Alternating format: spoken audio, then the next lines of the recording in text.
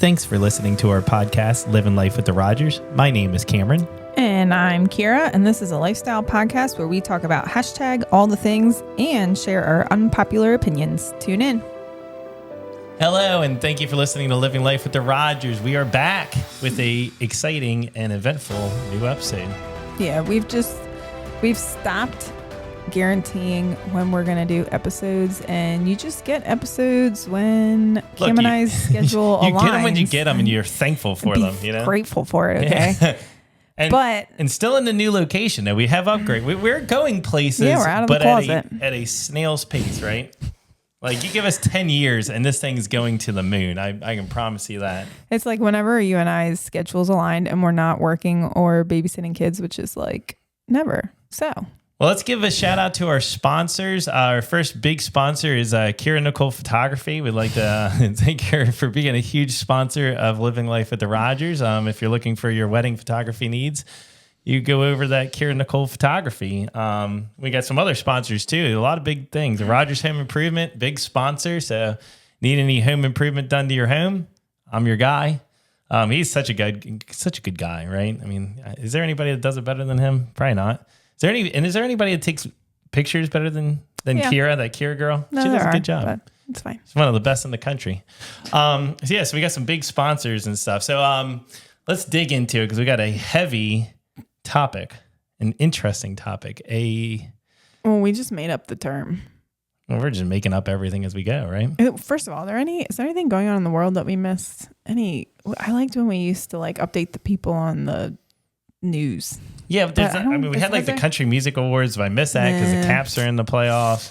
We have, there's still tariffs going on. There's, new Pope, American-born Pope from Chicago. And this is latest breaking information. So I want to say it's the first American-born Pope, but also he's not a Chicago Cubs fan. He's a Chicago White Sox fan.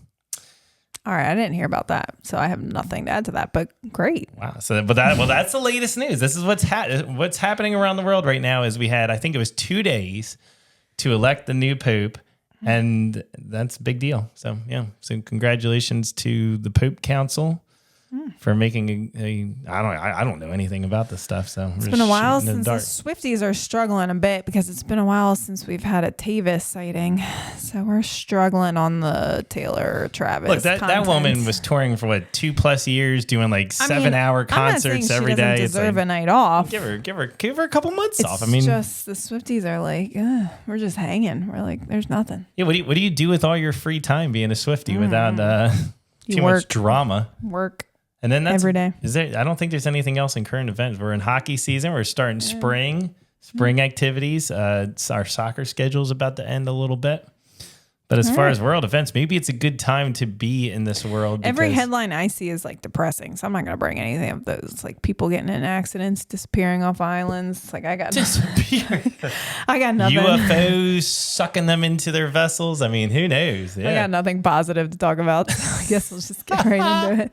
All right, so today our topic is Christian feminism. It's going to be a fun one. So what's kind of been on our hearts that we wanted to share with our audience is our love for Jesus and how he's shifted our perspective on things. But we also are a part of this world, and this world offers some interesting things. And I think one of the things that we've had a lot of internal conversations, and we didn't even know if we would ever want to kind of share this out in public. So be easy on us. Or if you know what, flood our email with hate mail. I probably won't have time to get to it, so that's fine. Just hate away. Hey, I got no time to answer to the haters. So. But I think, as believers in God, we kind of wanted to talk about what's our opinions on feminism. What's our opinions on because we come from very different backgrounds too. Like I was raised in a feminist household, whereas you were raised in a like the man was the dominant figure and the wife was there to like be very submissive. traditional and conservative values. Yep. So we have to like take our two beliefs and values and like mush them together and like come in the middle, which is what we do with a lot of like hot topics, is like we try and land somewhere in the middle where it's like we're following the scriptures, but also like like we've talked about before, some people have really, in our opinion, misinterpreted the scriptures or taken advantage of them, which has caused to like some mistreatment of certain groups. And so we're trying to like figure out this balance of like, well, we believe the Bible and we believe the truth that Jesus has taught us, but also like, oh, we want women's rights. So like it's like a fine balance. Yeah, give a short snippet of your family's opinion. Okay? Couple questions. How do you define feminism, and how did you raise up with women empowerment? What was that like in your household? Yeah, so like I kind of grew up in like a man haters club, like growing up, because it was like the men in any of you man haters, like and subscribe now. Just hit that like button. I think wasn't my mom a part of like those what was she? She was slinging her bra somewhere. I think it was just a concept. I think it was like the Woodstock era. I thought she was a part of like the women's rights protests back in the day, swinging her bra. I mean, she hasn't shared. All right, maybe we'll have to return to that story. But anyway, yeah, let's get her on the podcast. Either way, like the men in our life, like kind of didn't really pull their end of the bargain. So it was like a lot of like, well, a woman just has to do everything. She's got to raise the kids. She's got to do all the stuff around the house and manage this, manage that. It was like, I'll figure it out myself. I'll lift the hammer. I'll get the plunger. I don't need no man kind of attitude. Get the snaps. Yeah. So there was a lot of that for me growing up. Whereas what was the role of the woman in your house? Yeah, so very traditional, very conservative. So the woman was to complement the man. Lot of like homemaking and raising the kids was like badge of honor. That was a woman's role, and men were supposed to lead, be in charge, be strong, take care of. It was really like we take care of outside. Women take care of the inside. Yeah, and my mom worked my whole life, so like she believed in women being out in the career, like having careers for themselves, making their own money, not depending on a man for his money. And yours was very much like, no, have my hot dinner on the table at 5. The man is making all of the money and the woman is just there to raise the kids and cater to the man's needs, essentially. Pretty much. So then those two worlds collided and it just went so beautifully well and so smooth as you would expect. Yeah. So now when we say Christian feminist, like, cause I will joke that like I'm a feminist, but like I'm not like a true to my core feminist, because I want women to be treated just as respectfully as a man. Like I want that equal, like we are partners, but also like, yes, my husband has an accountability to God to lead our family well. And so long as he is in tune with what God's calling him to do and he's stepping into those roles that he's called to, being a good example, respectfully and lovingly leading us, then yeah, I can be a little submissive to that, and I can follow your leadership on some of the decisions that you make for our family. But I very much have like a voice and a right, and I'm respected. And if I want to work, I can work. If I want to stay home, I can stay home. And I do a little bit of both. So it's like I'm kind of a weird mix where like I want to be here with my kids and I want to get to know them, and I like putting a meal on the table for my family, like that feels good. But then also I feel very fulfilled when I'm out in the work world and I'm serving people out there and I'm talking to people and meeting people and making money. It feels good to get a paycheck, like wow, I accomplished something for my family, this is going to help pay our bills, and that feels good also. So it's like this balance of like doing a little bit of both. Yeah, well, let's make sure we're starting from the same playing field. So feminism, so there's a legit, I guess you could say, dictionary meaning of feminism, and it's the belief and advocacy. It's a lot of big words, so I'm not good at that. An advocacy of the political, economic, and social equality of the sexes, expressed especially through organized activity or on behalf of women's rights and interests. And I think just to kind of simplify that, it's just equal, rights for women, because they always felt inferior or behind the man. Well, for a while, women weren't allowed to get an education. I mean, you can't vote, you can't do half the things, and then So then our lives merge, and we've had a lot of conversations about, what's your role as a woman in our household? What's your role as far as a woman, as far as raising the kids? And it's funny because when we got married, it was almost just because of lack of awareness. I just thought, okay, you're going to go take care of the kids and I'll go find my job. And that's just what we do. And now fast forward, how many long time being married and a lot of conversations, a lot of God doing what he does just so beautifully. We're now in a situation in 2025 where we're very hybrid in our roles. So we almost don't even really have roles. Yeah, we're intermixed. We're very intermixed. And so, God's taught us a lot. So let's kind of break down a little bit of what he's kind of talked us about, how he views women, and now how does that change our perspective on whether Christianity should align with feminism or not. So what's your take on that? So what do you know about feminism, and what do you like about it? Is there any dislikes? What are your thoughts on that? Yeah, I mean, it kind of goes back to what I was saying before. Is like, I don't want, like, a woman shouldn't have a default role. It's like, well, let's look at the family. Let's look at how each one of our personalities and gifts can best suit the family. Like, to me, it's not so much about like gender as it is like, well, hey, wow, you have this gift that God, like, I feel like God gave me a gift to like be able to take beautiful pictures and serve people well. So should I just like shut that down because I'm a woman and stay home and raise the kids? It's like, no, like, this is a gift he gave you. Let's utilize it. And it benefits our family. It brings in good money. And it's the same with you. Like, sometimes like you're more affirming and loving and patient with the kids. And it's like, okay, so you do that role because that's one of your gifts, and I'll go out and, make money for the family and all of this stuff. But it's funny because I was like, I saw something on Instagram, I don't know, like last week or something. And it was like, the 1950s housewife was just like a brief moment of history. And it was this like idea that is just, it disrespects like all of the women of the past, because back in the day, the woman was never just like at home in her cute dress, like baking bread and like wiping the counters. It was like, no, she was either like gardening because they grew their own food. Yes, she was helping with the kids, but also the kids would sometimes go with the dad to hunt, gather, do all of that. And then so you're telling me Leave It to Beaver was a lie? Yes. I cannot believe it. So then and then sometimes if like the family had a business, the woman would help sell the stuff, run the business. Like, it was very much like a team effort. Like, okay, our family needs to survive. And so how are we going to make that happen? And the woman and the dad, the father, whatever, were both busy doing that. Like, the woman was never just like, oh, I'll be here in my dress when you get home at 5:00 with your little hot cooked meal, and that's it. It's like, no, they were scrappy. Women back in the day were freaking scrappy.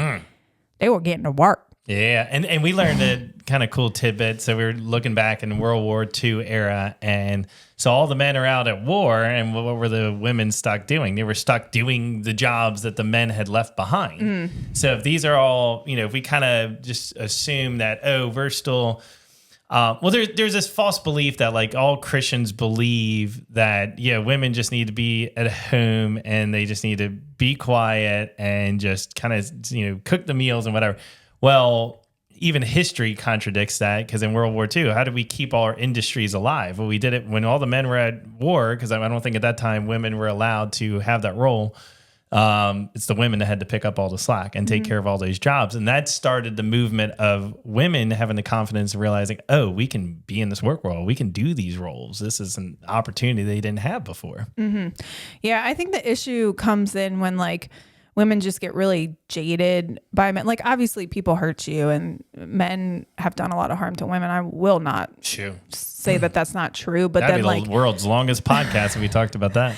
But then it's like the woman has a responsibility to like go through her trauma, heal, and then be with a man that is kind and respectful and all of that. But I think the issue comes when like we become so jaded that then we just like discount that like men have any good to offer, because that's like the opposite. So it's like, well, we didn't like being oppressed, so we started feminism, but then why are we going to oppress men? Like, I don't even know. Does that have a word? What's like the opposite of feminism? I don't even know. Yeah, I wouldn't know it. But either way, it's like, well, let's not do to them what we didn't like being done to us. So that's like, I think where feminism goes like too far is like, it's just, well, all men are bad. I can never trust a man. Men have nothing good to offer. They're just a menace to society. It's like, well, no, I mean, yeah, there are some crap It's men out about there. 80% true. There is But that it's 20%. not, like, that's not all men, and that's not all situations, and there are still good men in the world. And when man and woman work together, like we're called to do, it works really well. So then I guess what shifted, so we have a differences in how we were raised. Then we throw in our belief in Jesus. And that I want to kind of press into a little bit more, because that changed and helped us combine these two worlds that were complete polar opposites and make it work. And not only make it work, but then learn more about each other, learn more about equality, learn more about, how God's design for us. And I would say the one, so how I was raised, it limited a woman's power. And then I met Kira, I met you, and I was like, oh, okay, this is interesting. Like, you created a business, you hustle, you did all these things. And I was like, I was threatened. It was wild. I'm going to be honest. I was threatened at first. I was like, oh, are you going to be like the breadwinner? And what it like flipped my world upside down. But why it initially upset me is because it was a me problem. Mm-hmm. It was my self-confidence was taking a hit, because I was like, I had this vision that, okay, I was going to be the breadwinner, and this is how things were going to be. And it was my confidence. And so I think a lot of men need to look into the mirror and go, okay, anytime we see a woman succeed, do we see it as a threat? Do we see it as an issue? And then instead of blaming that person, look inward and go, what is it about you? And so I think for me, it was like, oh, is she going to think that I'm like no good? Is she like, if she's making more than I am, like what is her thought of me? And just kind of had to sit with that a little bit, and then had to learn to realize, like, no, we both have a love for God. No matter what happens, who succeeds, who not, that's a common goal win. That's a success. And so kind of seeing it not so much as the roles, not so much as this traditional who's the breadwinner, who's not, but and that's probably how suppression all started. Like, men had their egos, and they were like, well, I'll be darned if this woman's going to be more successful than me. Like, that's probably how the oppression, but how it all started. It was like, well, I don't want her to become a better asset than me. So, like, let me kind of just keep her at home where it's safe and she can just do her little thing and, not be out in the world. And call the big elephant in the room. What's easier, going to work or watching the children? Yeah. So just answer that question. What's easier? Watching the children. They were like, oh, the woman will deal with that. I've done corporate America, and you go there and you do your, like, you're there for 9 hours. You do your about 3 hours of work. You mess around the rest of the time. But some women genuinely feel so fulfilled and purposeful being home with their kids and doing all of these things that we just described, being a homemaker, creating meals, keeping up, organizing the house. Like, some women, like, that is very fulfilling for them. And it's like, great, rock that out. Right. Like, but some want something a little bit different, and that's fine too. But it's like, that's the whole point, is that, like, you should have the option to choose what works best for your family. It's not just like, oh, well, this is just your role because you're a woman kind of thing. Correct. And that's where our view changes, is when you enter a relationship that leads to a marriage. What are these are the conversations you need to have. What are your giftings? What are you good at? What are you not good at? Now, at the same time, maybe the things that you're not good at, you could be better at. You could grow, right? Yeah. But let's focus on our gifts. Let's focus on how, as we work as a team, how we're going to pull this off. Mm-hmm. But I do want to spend some time about, like, how our faith in Jesus has changed as well, because everything. So feminism isn't so much a new idea in my book, because so I grew up a certain way, in a certain pivot of the Bible as to this traditional role. But now that I'm older, I'm reading the Bible on my own, I'm starting to realize that, wait, like, Jesus, when he came down to earth to represent God and the Trinity, like, just to simplify it, all he did was empower women. That's all he did. And there's countless stories in the Bible that I've read since I was a kid that I just didn't pay attention to until I became an adult, until we got married, and I realized that, man, God put some spark in you. You're a powerful woman. Like, I want to see that ignite, and I want to see that take off. And then I realized, oh, that's a heart that God gave me, because God's own son came down, and all he did was just make women important and valued and listened to them and did things that technically he wasn't even. Well, and Mary was the one that brought him to earth. A woman did that. A woman did more that. Snaps. A woman brought the son of the God to the son earth. of man on earth because of a woman. And so I want our audience to know that, like, it's not so much feminism defining things. It's that this is the creator of the earth put this in our heart, I believe. This yearning for those that are marginalized to feel valued, to feel appreciated. And we still live in a world where, think about in 2025, we've evolved, but we live in a world where there's still, we have still gender equality. We still have, based on races and all sorts of different things. We still have this issue, but at the heart of Jesus and the heart of the belief that we have in God, he desires our common love and our common purpose. And ultimately, this is going to be the unpopular opinion. It's so that our desire is for him. And if we all had a relationship with God and we all desired Jesus, equality and all these other issues that we have currently today, they would be a non-issue because we will all automatically share the heart of Jesus. So what is that heart of Jesus? Well, the heart of Jesus is meeting the woman at the well. He wasn't supposed to talk to a Samaritan. Being a Jew, they couldn't talk to a Samaritan woman. It was I'm trying to think like a common place for today. That would be like an Orioles fan talking to a Yankees fan. That would be like, I don't know, just like, who's a person that you can't stand with all your heart and your soul? And that'd be like you then offering friendship and kindness to it. So that was back in the day. The Jews and the Samaritans just couldn't handle each other. And Jesus intentionally goes to this town, intentionally talks to this woman, intentionally meets her where they're at. At that time, if you cheated on your spouse, you were supposed to be stoned to death. So times have changed a little bit. In 2025, you get cheated on, you get a divorce, and you get remarried, and life is good, right? Bring it back. Yeah, there'd be a lot of missing. Who does more cheating, women or men? Because there'd be a lot of stonings going on. Yeah, so there'd be a lot of men that'd be stoned. So then he basically calls her out. She's supposed to be stoned, and what does he do? He's like, everybody here has sinned. We've all made mistakes.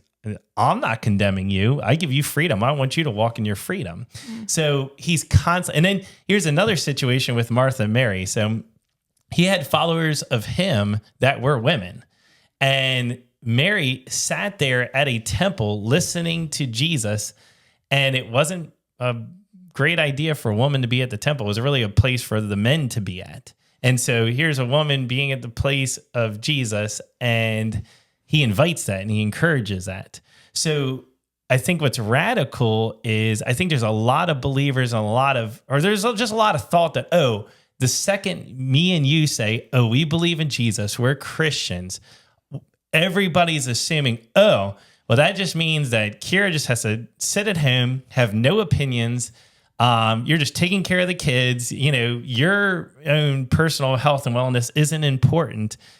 And what's crazy is it's the complete opposite, thanks to God and our belief in him, because again, equality is so vital and important to him. Mm-hmm. Yeah, no, it's true. He loved women. He loved the ladies, but not like that. Oh gosh. He's just, yeah. So then there's this quote that I read. I wish I could have sourced it. It was just like on a forum, but I thought it was so powerful. It's not so much that we need to look at feminism as being the answer. We need to look at Jesus as being the answer to these problems. So we don't a lot of people try to take Jesus and put him in the mold of feminism. And they go, all right, if Jesus was here today, what would he believe in feminism? Would he be a feminist? What would he say about abortion? We'd take all these hot topic issues and we try to put Jesus and make him fit the mold of the issue. And here's what I would love to encourage our listeners. Take those issues and put it to him and give it to him and see what he would say and see how he changes your heart. And that to me is the crux of the situation here. And that's, so technically you can put all these labels on us. Would we define as being feminist? Well, feminism is such a huge, now it's like, it's becoming do you believe in abortion or non-abortion? It's like feminism blankets so many things. So technically I want to say, yeah, we're a pro-feminism family, but I also don't have to agree with everything that it lines up for. It's the same thing in the political world with the Republicans and Democratic. It's like, you're either a Republican or a Democratic, and everybody just assumes, okay, if you're Republican, you agree with everything that the Republicans are doing, or you're a Democrat and you agree with everything they're doing. wake up, world. It's 2025. Can I be something and not have to agree with every gosh darn thing that's in it? Right? So why can't I, if I say I'm a Democrat, do I have to agree with every single action that Joe Biden did? If I say I'm a Republican, do I have to agree with every, but you know what? In this world, that's the divide. Everybody, oh, you stand for, oh, you, and you know what? You have to stand so strong. Yeah, we're spending more time putting labels on people than we are actually getting to know them and understanding their trauma, understanding their pain, helping them heal. Like we've lost like the humanity. It's like, well, you're just this and you're just that, and we can't get along. It's like, okay, but that's not the truth. And it's like, that's the whole point, is that like, yeah, I don't think Jesus would have labeled himself as a feminist, but he did come to stand up for those who were being mistreated. Like he was all about widows and orphans and women who were being suppressed and all of it. Like he cared about that. He has a heart for those people. And I think I want people, and we're not, this episode isn't to give a whole history on the feminism and like, we're going to unpack everything with feminism, but even I think feminism can be such a beautiful thing. I think equality is a beautiful thing, but even feminism was founded, upon some racism principles. It was founded for mostly the empowerment of white women. So even I guess what I'm trying to say is anything of this world can't be pure. It just can't be the answers. Even feminism, like if I just say, do you love equality? Like a lot of people would agree. Yeah, I want equality. Okay, well, we started the feminism movement. Well, feminism movement is beautiful, but there's also telling black women that, hey, when we do this march, when we do our first march in 1913, you got to be in the back of the line. Well, that doesn't share the values of God, So all I can just keep preaching and saying is let God show you how he wants equality. Let him show you what his purpose and his plan is.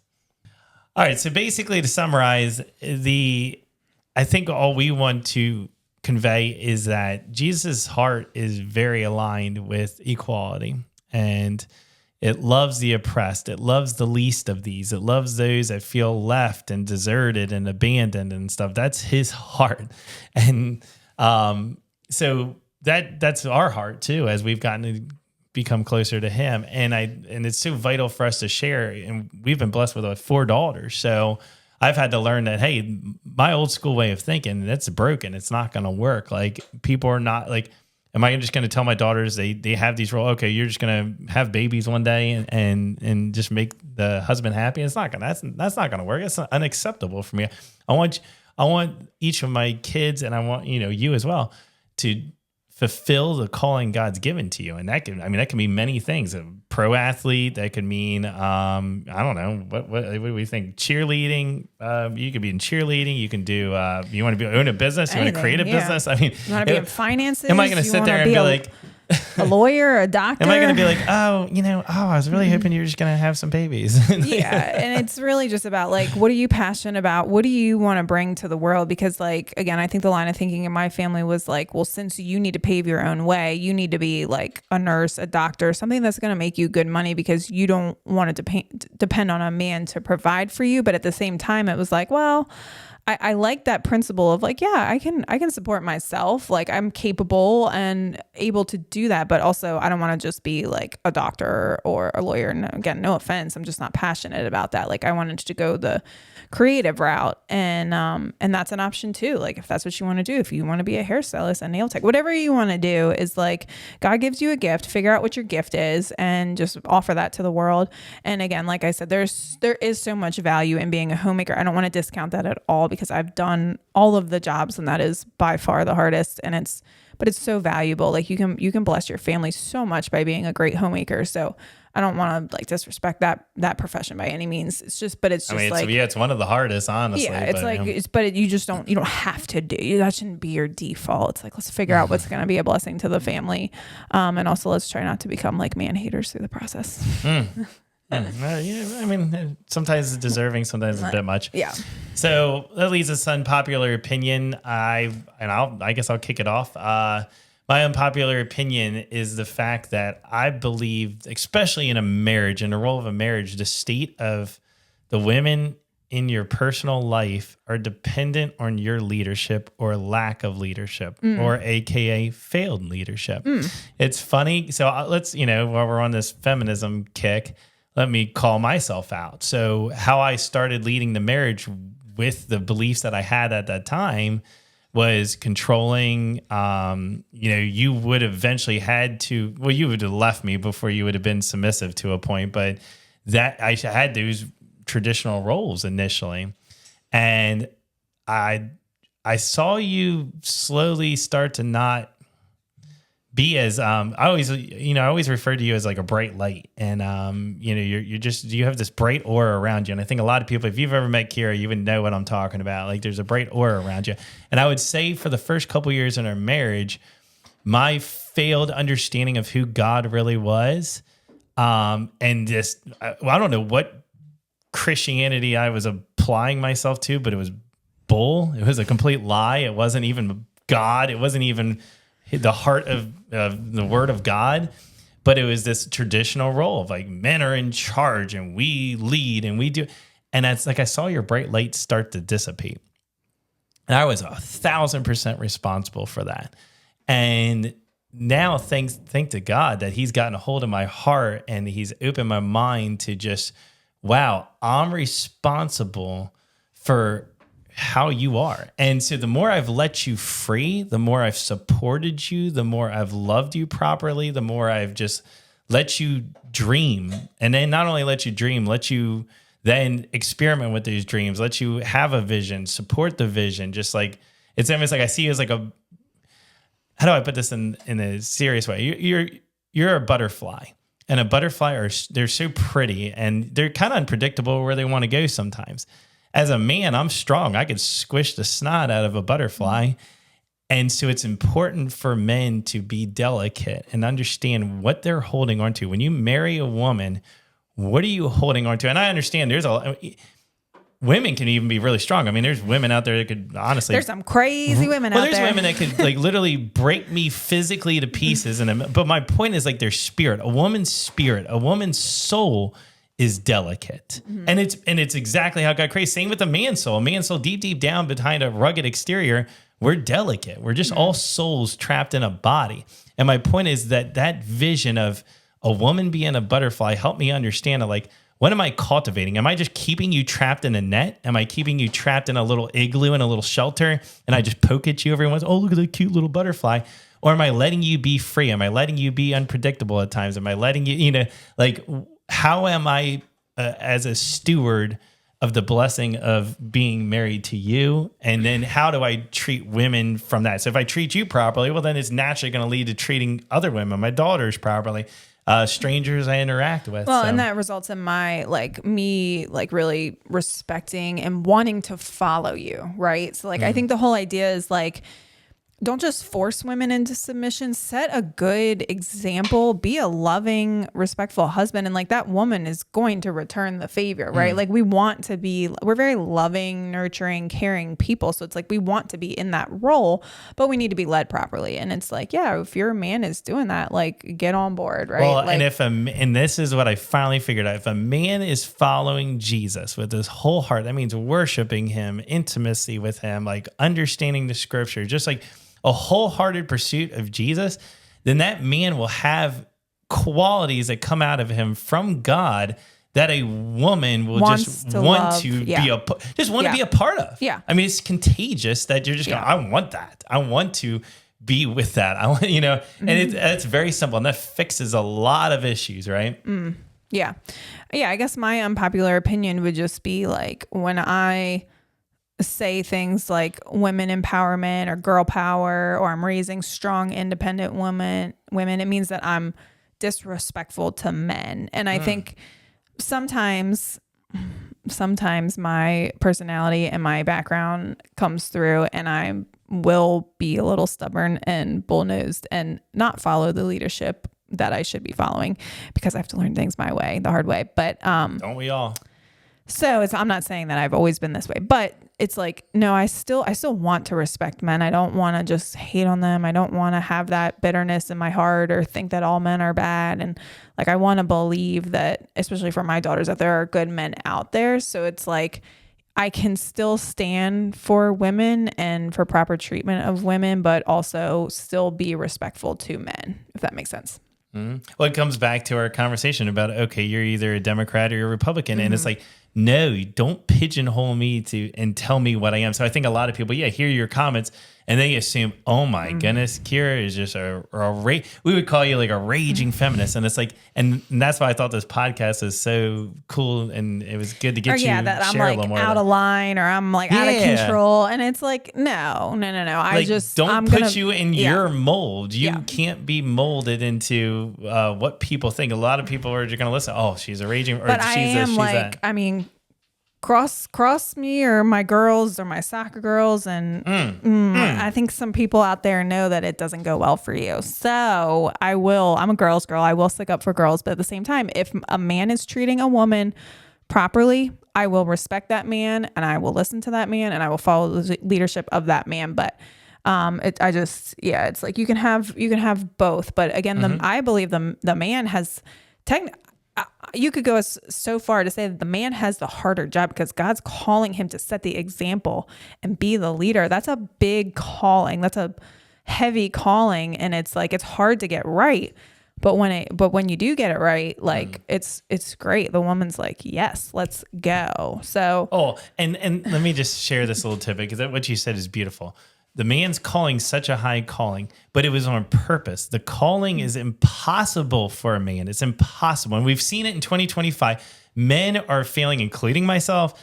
We have failed so bad that movements like feminism have to be created to try to get some equality. But here's the point. Jesus designed a man's heart to desire God. But we live in a world in 2025 where men's heart have gone astray and God's the last thing we desire. We desire women. We desire success. Money, we desire fame. cars, fame, fortune, whatever. Name the list. And they're all idols. And so it's driven our hearts away from God. So now we're left with this task of, let's lead our families well. Let's lead our spouses well. It's impossible without God. And It's kids. virtually impossible. And I can tell you that from our own testimony and our own story. I failed miserably, hand and foot. And the only reason I'm seeing even any ounce of success is because I've aligned myself to him. So let's not get that twisted. Is if in a perfect world we had a big revival and people all found Jesus and men wholeheartedly pursued him, desired him. Give it a little bit of time. You'd be surprised. We live in a world where we don't need to have these conversations. We don't even have to march anymore. We don't have to because naturally the equality will happen. So it's our hearts being aligned with Jesus more than it is. I do have a bonus unpopular opinion. Whoa, first. You may have to cut it out because it's that controversial. Oh my goodness. All right, send your hate mail over to Kira. Kira Nicole. No, I'm just kidding. We're not telling you. You can find it. It's very easy to find if you want it. Don't Google it. All right. Yep. Well, thank you for listening. That was an easy, lighthearted topic. We'll keep them more lighthearted in the next one. Actually, probably not. Let's just keep going with this. Yeah, I mean, why not? I mean, it's like, if we're going to sit down and do this, let's go for it. Let's do the dang thing. Yeah. Do it. All right. Well, you can find us on Instagram at Living Life with the Rogers, and that has all of our podcast content. Kira Nicole photography, personal life, and then you've got Rogers Home Improvement for all your house needs. We got all the handles. Camstruction for the dad good life. news is, let's just clarify. We don't keep all this, our beliefs in God and everything else. It's a part of who we are and stuff, but just because you book one of our services, we don't keep our stuff to ourselves. We're here to love you, we support just love people. Yeah, no matter who you vote for, what you believe, what you look like, we'll love on you. It doesn't matter to us. Yep, buddy. All right, well, thank you for listening. See ya. Thanks for listening to Living Life with the Rogers. You can find us on Instagram at Living Life with the Rogers Family. We love to post on there and hear from our followers. If you would like to hear future episodes, make sure to follow or subscribe to be the first to know when a new episode is released. See ya.